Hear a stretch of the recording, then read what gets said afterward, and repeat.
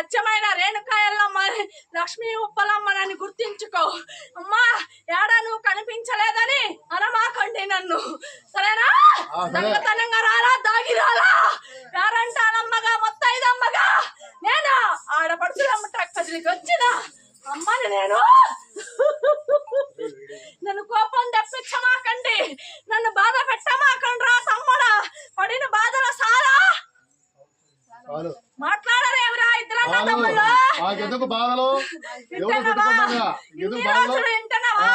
ఇన్ని రోజులు నన్ను తెలుసుకోలేకపోయారు, మూటల రూపాయలు ఖర్చు పెట్టుకున్నారు, సరేనా? ఇక నుంచి మీ జోలికి రాను, సరేనా? మీ గొడ్డందన బిడ్డందన పాడందన పంటందన నువ్వు అడిగింది లేదనకుండా ఇస్తా, సరేనా? ఇద్దరన్నా తమ్ములే సంతోషంగా చూసి నా ఆడపడుచులు ఆనందంగా సంతోషంగా అంటే నీ బిడ్డల్ని అర్థమైతుందా? వాళ్ళకి కావాల్సింది లోక కళ్యాణమా, కాళ్ళ మీద నిలబడాలా, ఏది చెప్తే అది తీర్చి చేరుతా. వింటున్నావా? అంటే కాళ్ళ మీద నిలబడే జాబులా, లేకపోతే అమ్మ వద్దులే కళ్యాణం తీసుకురా మా ముందుకంటారా?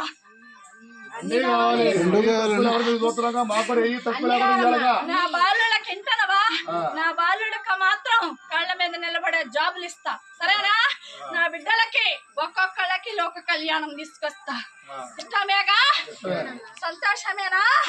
నేను ఆకలి దప్పులతో ఉన్నా, అందుకే నీ పంట పైరు గుప్పడ ధనుధాన్యాలు ఇంటికి రాలా. ఇదిగో 3 సంవత్సరాలు బట్టి అర్థమైతుందా? కష్టపడతాం తప్ప ధనధాన్యాలు సిరి సంపదలు ఎప్పుడు నట్టింటా బంగారంగా పాలు పొంగినట్టు పొంగిన ఇల్లు ఈ 3 సంవత్సరాలు బట్టి అది గోసలైతున్నాయి.